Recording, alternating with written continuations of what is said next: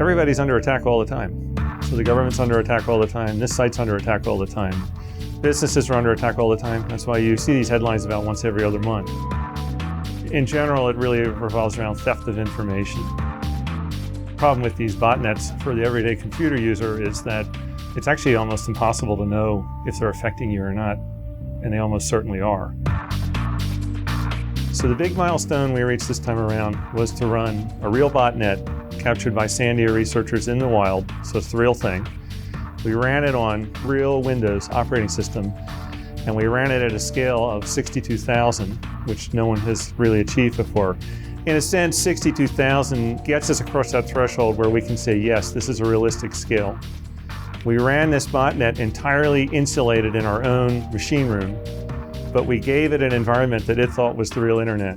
We had a full domain name service system, which is important. It means that the botnet can look things up in terms of host names and believe what it sees.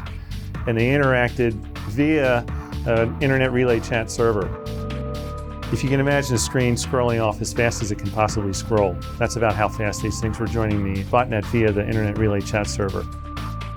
The machines that are under the control of the botnet change by several machines a second. So you may think you found an infected machine, and in fact it may not be infected a second later because it's always moving.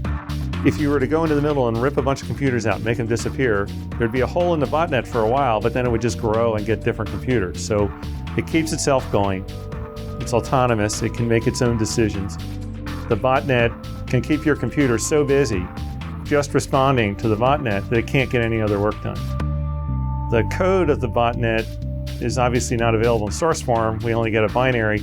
The binary has been very carefully engineered to be very difficult to reverse engineer. You can't defend against something you don't understand. We're really working toward understanding, and then we expect in maybe another half year or a year to start work on the problem of defense.